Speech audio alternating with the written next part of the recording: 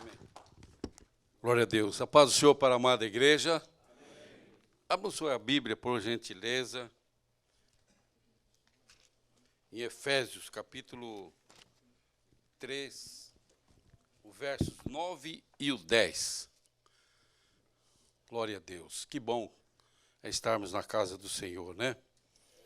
Louvado seja o nome de Jesus. Todos acharam? Amém que acharam ou amém que estão procurando? Escola dominical, Bible College, né? Confira aí, vê se está escrito assim. E demonstrar a todos qual seja a dispensação do mistério, que desde os séculos, esteve oculto em Deus, que tudo criou.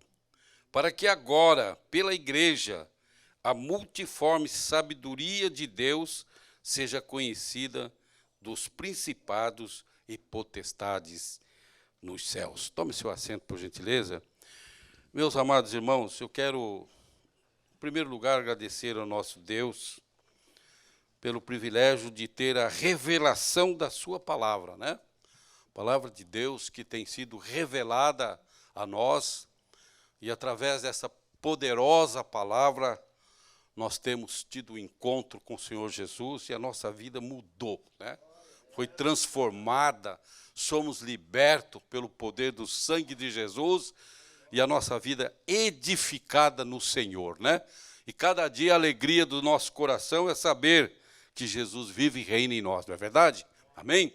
E também agradecer ao nosso pastor pelo privilégio que temos de ser escolhido também, né, como obreiro desta casa, para preparar este substancioso estudo. E nessas oportunidades, quando o pastor nos dá essa incumbência, a gente redobra a oração, né? Alguns fazem até jejum, é ou não é?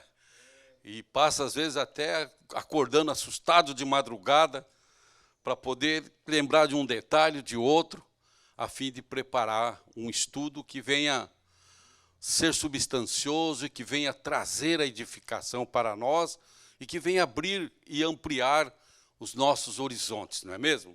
Então, meus amados, nós temos aqui a continuidade do assunto que já tem sido abordado já algumas quartas-feiras, né? Falando sobre a igreja de Cristo, o mistério de Deus no Antigo Testamento, né? Na introdução, vai nos dizer o seguinte, que a doutrina da igreja de Cristo é um tema central e de suma importância. Compreender o papel da igreja no Antigo Testamento é fundamental para os cristãos, para entender a continuidade e o cumprimento das promessas divinas. E aí nós vamos ter já a primeira revelação que o texto nos dá, né? Veja o mistério que nos foi revelado. A Bíblia registra que Cristo nasceu em Belém da Judéia há mais ou menos 2000 anos atrás. Porém, também ensina que Cristo já existia eternamente antes do seu nascimento físico, né? Isso acaba dando um nó na mente da pessoa que não conhece a Jesus e que não deu entrada no seu coração para o Espírito Santo revelar essa grandeza do amor de Deus, né? Então, o ensino bíblico da pré-existência de Cristo, né? Estamos falando de Cristo antes do seu nascimento em Belém, é um dos mais claros, reiterados na Bíblia e na oração de Jesus, na oração sacerdotal de Jesus, no capítulo 17 do Evangelho de João, nós vamos encontrar a inserção desta realidade e que nos acende o conhecimento, né? No verso 5 do capítulo 17 diz: E agora glorifica-me, ó Pai, junto de ti, com aquela glória que tinha antes que o mundo existisse, né? Então, Jesus, antes que o mundo existisse, ele já estava lá com o Pai, com a Trindade divina, né? Se eu fosse você, eu dava um glória a Deus agora, por esta revelação da palavra. E também nesse capítulo 17, no verso 24, o Senhor Jesus vai dizer: E agora glorifica-me, ó Pai, junto de ti, com aquela glória que tinha antes que o mundo existisse, né? Eu já li. Porque tu me has amado, no verso 24, antes da criação do mundo. Então aqui reafirma que antes que o mundo fosse criado, Jesus já existia. É a pré-existência do Senhor, né? Então, meus amados, e para confirmar com chave de ouro o mais claro ensino bíblico a este respeito, encontra-se nas palavras do próprio Jesus em João capítulo 8, verso 58, que ao dirigir-se aos judeus, olha o que Jesus falou, ó, antes que Abraão existisse, eu era. Ele foi assim que Jesus falou? Não. Jesus disse, em verdade, eu vos digo, antes que Abraão existisse, eu sou. Louvado seja o nome do Senhor. Isso confirma a eternidade e a sua existência e a sua igualdade com o Pai, né?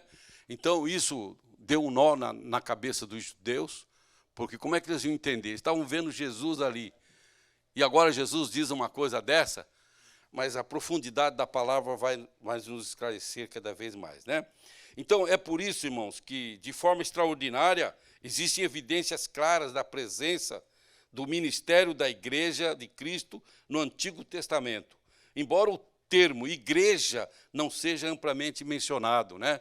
O termo igreja surgiu, nós já tivemos esses ensinos, surgiu lá na época apostólica, na época dos apóstolos, foi que surgiu esse termo, né? Mas a igreja, na realidade, é um mistério, como nós estamos falando aqui, e no Antigo Testamento ela já tinha sido revelada, e é justamente o tema do que nós queremos falar com vocês aqui, né? Então, Jesus aparece em várias maneiras, cumprindo as mais de 300 profecias, há mais de 300 profecias que apontam para o Senhor Jesus, né? Também manifesta-se como cristofanias. O que é cristofania? É a manifestação do Senhor Jesus lá no Velho Testamento, Jesus se manifestando lá no Velho Testamento. E a esse respeito da manifestação de Jesus, nós vamos encontrar várias passagens bíblicas no Velho Testamento que apontam o Senhor Jesus. Mas ele não nasceu em Belém? Jesus não nasceu em Belém há 2000 anos atrás, aproximadamente? Como é que é essa história, né? Então, nós vamos encontrar lá o anjo do Senhor, quando comparece perante Abraão, no capítulo 18, lembra? Aqueles 3 anjos que chegaram a falar com Abraão e anunciar que Sodoma e Gomorra seriam destruídos. Vocês se lembram disso? Então, o anjo do Senhor ali, que a Bíblia fala, era o Senhor Jesus. É a cristofania, né? A revelação de Jesus lá no Velho Testamento.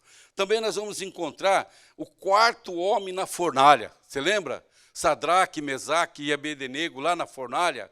E, de repente, Nabucodonosor e os seus oficiais olham lá dentro da fornalha e vê um 4º homem. E a semelhança de um deles é do filho dos deuses. Pois aquele era o Senhor Jesus, segundo a conceituação e aceito pela maioria dos teólogos, né, do ensino, era o Senhor Jesus que se manifestou ali. Então, nós temos outros ensinos, temos aqui muitos outros lugares onde o Senhor Jesus apareceu no Velho Testamento e que a gente chama isso de cristofania, né?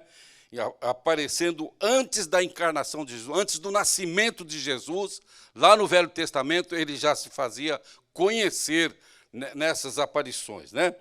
Então, Jesus ele é representado através de tipos, onde pessoas e eventos históricos simbolizam o que Deus faria através de Cristo, né?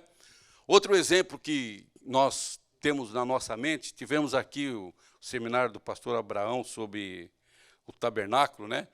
As 3 dimensões da fé, onde a abordagem era o tabernáculo. Então, o tabernáculo é um exemplo de Cristo, irmãos, revelando o próprio Deus e mostrando Jesus como cumprimento das promessas feitas no Antigo Testamento. Embora a Igreja de Cristo seja mais claramente revelada no Novo Testamento, como eu já falei, né? A Igreja de Cristo, as evidências do Antigo Testamento apontam para a existência como continuidade do plano divino da salvação e redenção da humanidade. Que todos nós possamos ser agraciados por Deus com esse estudo. Vocês têm aí em mão. Leiam, releiam, entendeu? Porque vale a pena você conhecer na profundidade esse assunto, né? Bom, qual a percepção e assimilação da visão testamentária? Como é que isso aconteceu? Como é que se percebe? Como é que se assimila isso na visão testamentária? Aqui nós vamos fazer o seguinte: a doutrina da Igreja de Cristo em relação ao mistério de Deus no Antigo Testamento vai além de uma perspectiva teológica que busca identificar e entender as referências e prefigurações da Igreja de Cristo no Antigo Testamento. A gente procura trazer aqui em palavras bem simples, né, para a gente poder entender, porque tem palavras que a gente tem que ir até no dicionário. E eu acho que os jovens que falam inglês, que não têm similaridade com o português, fica difícil para eles, né? Mas o que acontece, irmão? Nós temos que compreender como é que se percebeu isso e como é que se assimilou isso na visão testamentária. Então, nós vamos identificar de tal forma, através das prefigurações, né, dos tipos que foram revelados e que nos trazem, assim, a menção da pessoa bendita do Senhor Jesus, né? De forma consistente, irmão, essa doutrina que nós estamos falando sobre a Igreja de Cristo, ela se baseia na crença de que Deus revelou gradualmente o seu plano de salvação ao longo da história, culminando na pessoa de Jesus Cristo e na formação da igreja como seu corpo na terra. O que a gente quer dizer? Olha só, se o Senhor Jesus fosse revelar tudo que ele tem a seu respeito, você não aguentaria, teu coração estouraria, você ficaria, né? Como é que se podia imaginar que quando você estava lá no Brasil, um dia você estaria aqui nos Estados Unidos, né? Então, os planos de Deus, ele é feito, a revelação do Senhor é como se fosse a conta-gotas, né? Porque a mente do ser humano não tem capacidade para compreender e assimilar isso aí, né? Se Deus falasse que eu ia passar por tantas lutas, por tantas dificuldades, ô Jesus, tem misericórdia, né? Mas é através das lutas, dos obstáculos, das guerras, das dificuldades, que nós crescemos em Cristo Jesus, né? E vamos nos identificando com o Senhor. Outra coisa interessante, irmãos, que eu até mencionei, anotei aqui, a doutrina da Igreja de Cristo no Antigo Testamento destaca pistas e símbolos que prenunciam Jesus e a igreja. É como se fosse um quebra-cabeça, né? Aquele quebra-cabeça que quando você pega ele assim, você vê tanta peça, e diz, mas meu Deus, aonde é que vai se encaixar isso aqui, né? Mas à medida que você vai trabalhando, você vai colocando uma peça aqui, vai colocando outra peça ali, de repente, quando você descobre, você montou aquele quebra-cabeça. Então, é desta maneira que o plano de Deus foi revelado, através dos tempos, até surgir o nosso Senhor e Salvador Jesus Cristo, né?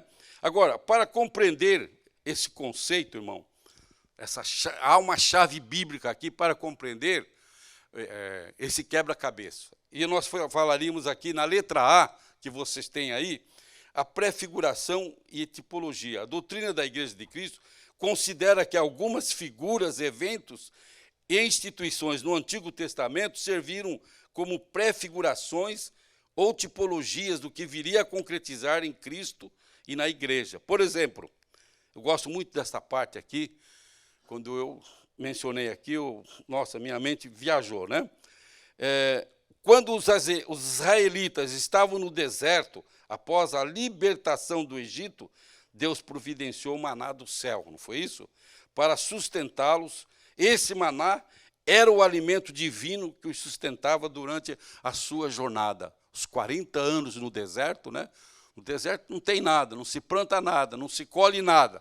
Mas a presença de Deus foi extraordinária, que supriu, que alimentou o seu povo que Deus tirou do Egito, né? Pois olha só, na perspectiva da doutrina da Igreja de Cristo, o maná é visto como uma prefiguração de Jesus Cristo, como o pão da vida, né?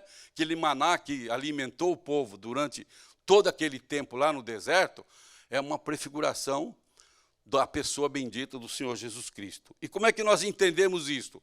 O Evangelho de João, no capítulo 6, verso 35, diz assim: eu sou o pão da vida, aquele que vem a mim nunca terá fome, e quem crê em mim nunca terá sede. Né? Eles alimentaram-se do maná no deserto, mas morreram, não é verdade? Tiveram fome, mas todo dia tinha aquela porção que o Senhor mandava a cada manhã como uma sua bênção para aquele povo. Mas a presença de Jesus, que alimenta a nossa alma, permanece para sempre. Porque quando o nosso corpo físico descer à sepultura, né, a nossa alma irá tomar posse da vida eterna. Ou se o arrebatamento da igreja acontecer hoje, né, pastor Silmo? Então nós vamos tomar posse da vida eterna. Então, meus amados, outra coisa interessante que eu anotei é que essa prefiguração, ela resulta como Deus providenciou alimento espiritual, sustento para o seu povo no Antigo Testamento, e como essa provisão atingiu o seu ápice em Jesus Cristo, né? Em Jesus Cristo, aquele alimento que era dosado, ele vem para a nossa vida nos dias de hoje e nos sustenta de tal maneira com a presença do Senhor, que você se sente, né? Há momentos que a presença do Senhor é tão grande na sua vida, que você chora, que você ri, não é verdade? Que você pula, que você não sabe o que faz. Tal é a alegria do Espírito de Deus na tua vida, através da presença do Senhor Jesus. Amém? Glória a Deus. Então, na letra B aí, vocês vão encontrar também a outra evidência, que são as promessas e profecias messiânicas, né? Eu falei que o Antigo Testamento contém mais de 300 promessas e inúmeras profecias que se referem à vinda de um Messias, né? E aí nós vamos lá para Isaías capítulo 9, verso 6, né? 700 anos antes de Cristo, e vamos encontrar a menção da sua palavra, né? Porque um menino nos nasceu, um filho se nos deu, e o principado estava sobre os seus ombros. E o seu nome será maravilhoso, conselheiro, Deus forte, Pai da eternidade e príncipe da paz. Glória a Deus, irmãos, que coisa extraordinária. Você pode imaginar, 700 anos antes, Deus usando o profeta Isaías, já deu como seria isso, como isso ia acontecer, e na plenitude dos tempos veio Jesus, nascido de mulher, né? Glória a Deus, e nos trouxe essa tão grande salvação, que hoje desfrutamos assim com tanta alegria na alma, né? Na letra C nós estamos falando de Israel e a igreja, né? E a doutrina que nós estamos falando da igreja de Cristo vê uma continuidade entre a antiga Israel e a igreja cristã, né? Sendo que a igreja seria considerada o novo Israel de Deus. E como é que nós podemos justificar isso? É o que nos fala Gálatas capítulo 6, verso 16, né? Que diz: e a todos quanto andarem conforme esta regra, paz e misericórdia sobre eles e sobre o Israel de Deus, né?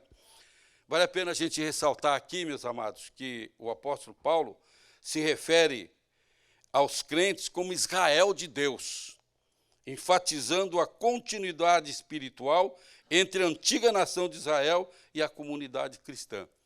Na tua fidelidade, na tua sinceridade em servir a Deus, nós nos tornamos o Israel de Deus aqui na terra. Glória a Deus. Deus fez um único povo, gentios e o seu povo judeu, o seu povo, os israelitas. Nós somos um povo só na presença do Senhor, né? E na letra D nós vamos falar da evidência da salvação pela fé. A ênfase na salvação pela fé em Cristo Jesus é outro ponto central dessa doutrina. No Antigo Testamento, a salvação era esperada mediante a obediência à lei, né? E nós temos que ressaltar que ninguém, segundo a lei, podia ser salvo, porque era algo terrível, né? Mas Jesus veio, cumpriu a lei, né?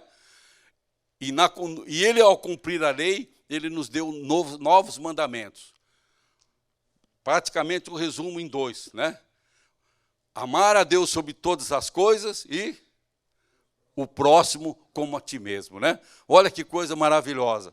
Se eu não amar a Deus sobre todas as coisas, irmão, eu vou estar distanciado da realidade espiritual que eu preciso ter na minha vida. E a demonstração de que eu amo a Deus é à medida que eu amo o meu próximo. que eu me relaciono, que eu tenho comunhão com o meu próximo, né? Muitas vezes a gente tem até pessoas que são assim animosas, agem com animosidade contra nós. Mas você tem que amar aquela pessoa. Porque Jesus disse, se amardes apenas os que vos amam, que recompensa é isso? É fácil para mim amar o pastor Cláudio, fácil amar o pastor Adriel e cada um de vocês, porque a gente convive cada dia. Mas amar aquela pessoa que nos persegue, aquela pessoa que algumas vezes nos maltrata, né? Que nos maldizem, só o amor de Deus derramado no nosso coração, né? E você orar pelo seu, vamos colocar entre aspas isso aí, inimigo, né? Porque o crente não pode ter inimigo. O único inimigo que nós temos é Satanás, que já está condenado, né? Qualquer pessoa que se coloca contra você, você tem obrigação de orar para Deus transformar aquela vida. E pela fé, nós tomamos posse dessa realidade espiritual. Nós somos canais de bênçãos para a salvação e libertação daquelas pessoas que não creem no Senhor, mas que precisa que essa graça misericordiosa seja revelada a elas, e elas, no tempo aceitável, elas alcancem Jesus, né? Glória a Deus. Eu sempre conto, bem rapidamente, um testemunho de um diretor que trabalhou comigo.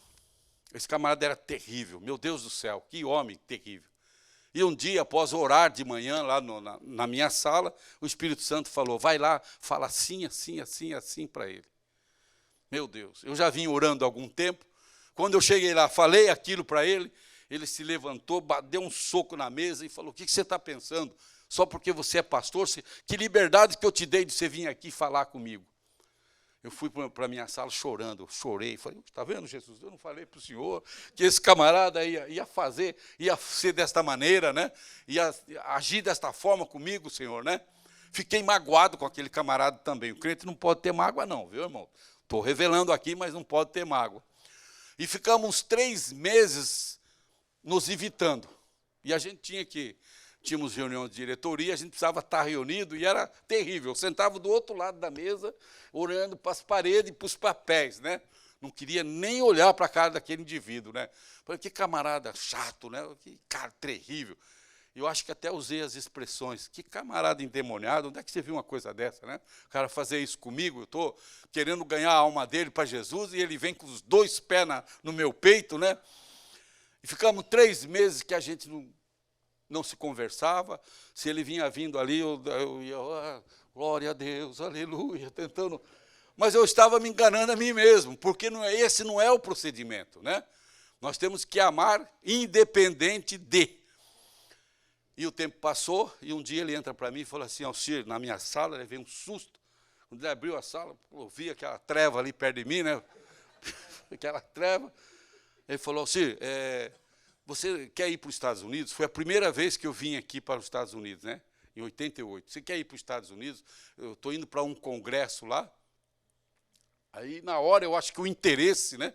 O interesse de querer vir para cá. Falei, tudo bem, vou sim. Pronto, a amizade já voltou naquela hora. Mas depois que eu dei o sim, irmão, falei, Jesus, o que eu vou fazer? Vou andar com essa treva aí, eu acho que o avião vai cair, Jesus, não é possível, né? Mas Deus tinha um plano, irmãos, para a salvação daquela alma. Coisa terrível. Ficamos aqui praticamente uns 10, 12 dias nos Estados Unidos, e quando eu ia orar para agradecer a Deus pelo alimento, ele abaixava a cabeça. Quando eu fui lá em Nova York, lá na região do Brooklyn, em 3 igrejas, lá em dias alternados, ele falou, não, eu vou também. E ele era o cara da bagunça mesmo, né? Quando ele saía assim, ele aproveitava para virar do lado do avesso, né? Falei, Jesus, eu vou estar... A Bíblia diz, andarão 2 juntos se não estiver de acordo. Senhor, não posso estar com esse camarada, né? Mas aí, quando chegamos em Nova York, eu falei, olha, faz o seguinte, você vai fazer o que você quiser aí, e vai aí, como diz, você quer ir para a noite? Vai, né? Como quem diz, né? Falei, eu vou para a igreja. Ele falou, não, eu vou com você para a igreja. Quando ele falou assim, eu disse, camarada, está me gozando, não é possível, né? Tá gozando com a minha cara. Vai para a igreja também? E lá, culto normal, me deram oportunidade para uma saudação, para dar uma mensagem, e eu falei com tradução e tudo. Aí eu vi que ele abaixava a cabeça, olhava assim, né? No ocrinho dele, assim, olhando também. Bom, irmãos, resultado. Voltamos para o Brasil e depois de lá eu fui para uma outra repartição. Falei, graças a Deus, fiquei livre daquela treva lá. Passaram-se 7 anos.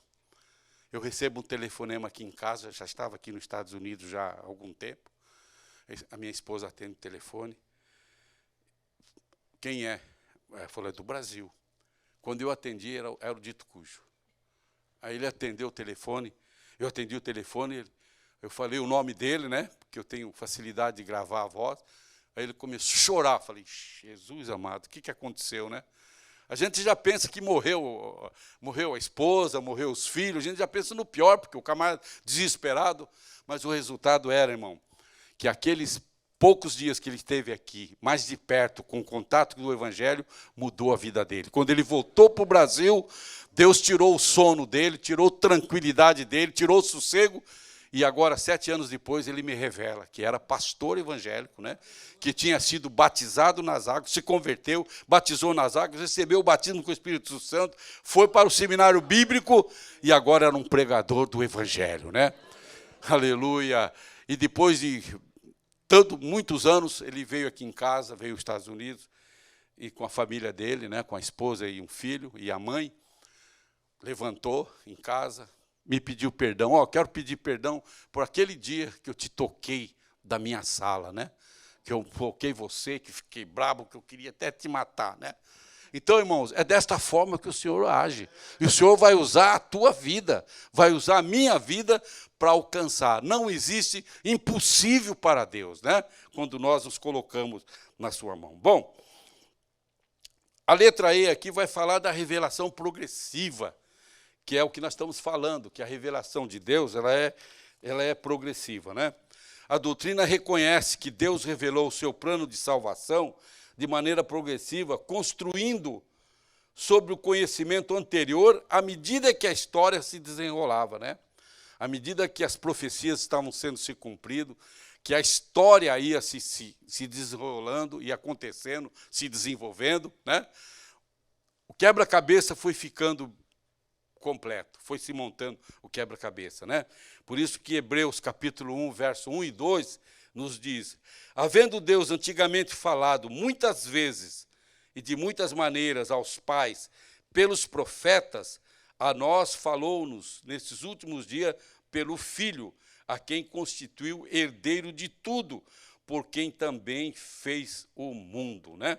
Então, irmãos, a doutrina da revelação progressiva, ela significa que, ao longo da história, Deus revelou seu plano de salvação, né?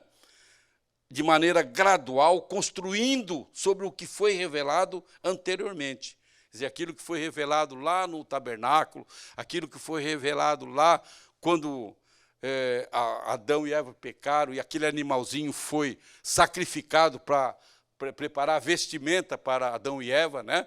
Aquele animal sacrificado já era o prenúncio na tipologia do Cristo que seria oferecido para perdão dos nossos pecados e para nos cobrir do nosso pecado. Não só cobrir, mas nos perdoar, tirar o pecado, né? E quando João Batista viu Jesus lá às margens do Jordão, ele disse: eis o Cordeiro de Deus que tira o pecado do mundo, né? Naquele tempo o pecado era coberto. No outro ano precisava vir fazer os mesmos sacrifícios, mas de uma vez por todas o Senhor foi sacrificado pelos nossos pecados, e esta salvação para nós, se mantivermos a nossa fidelidade, ela é eterna, né? Eu costumo dizer que a salvação é eterna para aqueles que se mantiverem fiéis, né? Amém? Amém? Bem, e o Antigo Testamento, irmãos, ele contém muitos sinais, símbolos e sombras que apontam para Cristo o seu papel na redenção da humanidade. Colossenses capítulo 2, verso 17, vai nos dizer: as quais são sombra das coisas que havia de vir, mas o corpo é de Cristo, né? Nesse versículo, irmãos, Paulo está explicando que as práticas e rituais do Antigo Testamento eram apenas uma sombra, era uma prefiguração daquilo que ia acontecer e que seriam cumpridas em Cristo Jesus, né? Isso destaca, irmão, de que maneira a doutrina da igreja vê o Antigo Testamento como um conjunto de sinais e símbolos que apontam para a obra redentora de Cristo e seu papel na salvação da humanidade. Por isso, irmãos, que você tem que ser apaixonado pela palavra de Deus, né? Eu tenho que ser apaixonado pela palavra de Deus. E quando eu falo da palavra de Deus, eu estou falando de Gênesis a Apocalipse, né? Eu já, no trato com a igreja há muitos anos, já vi muitos irmãos falar, não, eu só gosto do livro de Provérbios. Outro, não, eu prefiro o Salmo. Não, claro, nós podemos até ter uma predileção. Mas a palavra de Deus, ela é de Gênesis a Apocalipse. E o poder está na palavra de Deus, né? E à medida que nós estudamos, nos preparamos, lemos, meditamos, temos o nosso devocional, nós vamos crescendo na graça do Senhor Jesus, né? Bom, avançando mais um pouco aqui. O plano de Deus para a igreja revelado desde o Antigo Testamento. Desde os primeiros livros do Antigo Testamento, irmãos, nós podemos encontrar indícios do plano de Deus para a igreja de Cristo. E nós vemos aqui o padrão de alianças sendo estabelecida, né? Foi quando, no Gênesis capítulo 3, verso 15, que nos diz, e porém inimizade entre ti e a mulher, entre a tua semente e a sua semente, e esta te ferirá a cabeça e tu te ferirás o calcanhar. Os irmãos conhecem muito bem esta palavra, e na teologia este versículo é conhecido como proto-evangelho, né? Ou seja, a primeira promessa de um Salvador está revelada aqui nesse versículo, né? Então, irmão, cristofania é um conceito teológico aceito, e nós vemos esse cumprimento da palavra de Deus sendo alcançado através das revelações do próprio Senhor Jesus, né? Amém? Está tão fraquinho que eu acho que eu vou até parar aqui, viu? Olha, irmãos, nele, no Senhor Jesus, nós vemos o anúncio do conflito entre a semente da mulher, que é Cristo, e a semente da serpente, que é o mal. Essa promessa aponta para a futura vitória de Cristo sobre o pecado e Satanás, né? E aí, Isaías capítulo 7, verso 14, que você está lendo aí comigo, fala, portanto, o mesmo Senhor vos dará um sinal, eis que uma virgem conceberá e dará à luz um filho, e seu nome será Emanuel, né? Então, meus amados, segundo a Bíblia de estudo cronológica, de aplicação pessoal, Isaías profetizou o nascimento virginal do Messias entre 740 a 581 a.C., né? Comumente a gente fala 700 anos antes do Senhor Jesus ter nascido. E que ele será chamado Emanuel, que significa Deus conosco. Essa profecia, amados, prenuncia o nascimento de Jesus Cristo e a sua presença como cumpridor das promessas de Deus feitas lá no Antigo Testamento, né? Glória a Deus. E agora, para nós compreendermos, estou chegando ao final aqui já, para nós compreendermos aqui, irmãos, o entendimento, os pontos-chave são os seguintes, né? Promessas messiânicas. Desde os primeiros livros, nós já falamos isso, né? No Antigo Testamento, que Deus fez essas promessas e elas são encontradas em diversas passagens que vocês têm aí, Isaías, Gênesis, né? Aliança e o povo escolhido. Se nós lermos aí, vocês poderão ler em casa depois, né? Fala que Deus estabeleceu alianças com personagens chaves do Antigo Testamento, né? Como Abraão, Moisés e Davi. E essas alianças traziam promessa de bênçãos, salvação para o povo de Deus, que se tornaria conhecido como Israel, né? Tipologia e prefigurações, ainda falando um pouquinho mais, o Antigo Testamento contém muitas figuras e eventos, né? Profecias escatológicas. Então, vocês percebem que essa revelação progressiva, ela foi se desenvolvendo e foi atingindo séculos e séculos, né? Profetas, juízes, pais da igreja, e ela foi caminhando através da história e alcançando o povo e trazendo a revelação e o entendimento, né? E a universalidade da salvação, embora muitas promessas e eventos do Antigo Testamento estivessem centrados em Israel, fica evidente que o plano de Deus para a salvação tinha uma dimensão universal, né? Abraão foi alcançado para abençoar todas as nações, e os profetas previram a inclusão dos gentios no plano divino, né?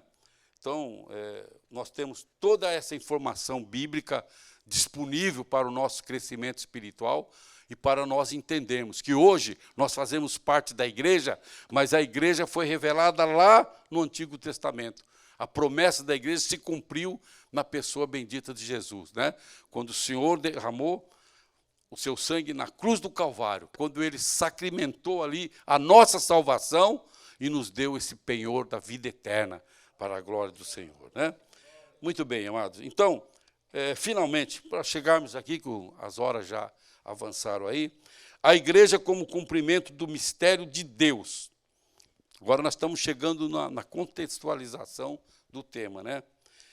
Efésios 3, 4 e 6 vai falar: pelo que, quando ledes, podeis perceber a minha compreensão do mistério de Cristo, o qual, noutros séculos, não foi manifestado aos filhos dos homens, como agora tem sido revelado pelo Espírito aos seus santos apóstolos e profetas, a saber, que os gentios são co-herdeiros e de um mesmo corpo, e participantes da promessa em Cristo pelo Evangelho, né? É coisa tremenda isso, amados. Paulo enfatiza aqui que o mistério de Deus, que era oculto no passado, ele é revelado na união dos crentes judeus e gentios na igreja de Cristo, né?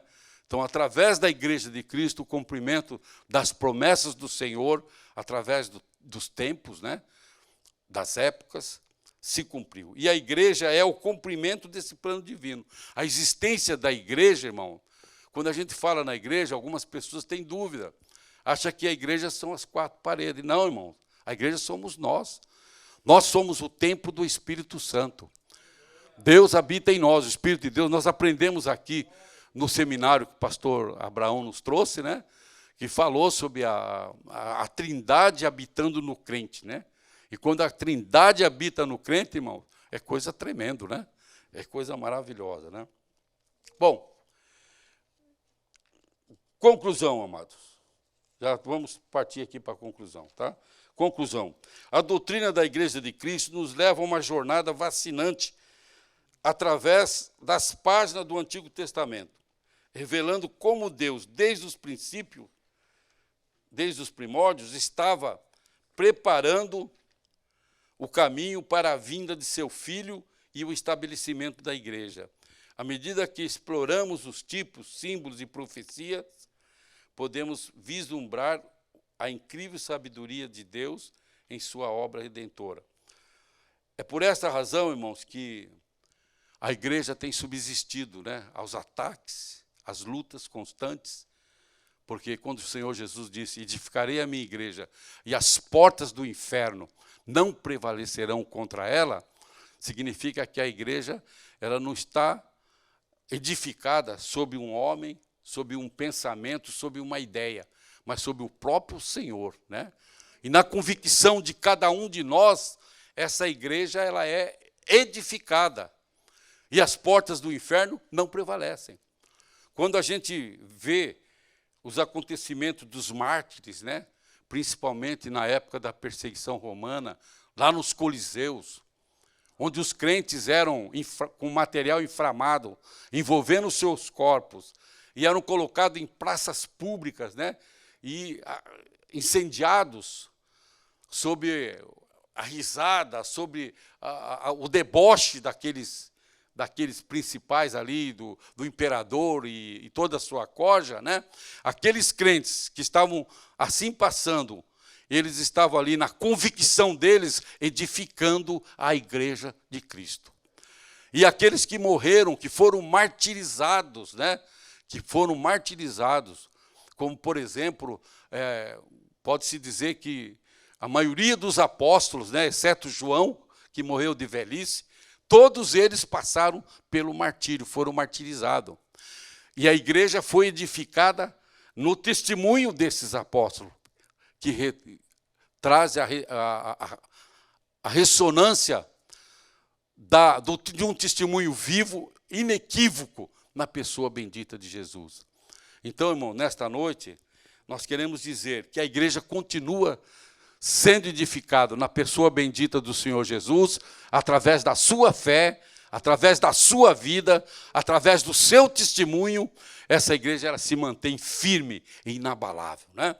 Então, irmãos, a promessa da nova aliança realiza-se na relação pessoal que temos com Deus por meio da igreja de Cristo, uma comunidade de crentes redimidos e transformados, e essa compreensão nos lembra que a maioria, ou seja, que a história da salvação, ela é contínua, desde o Éden até o arrebatamento da igreja, né?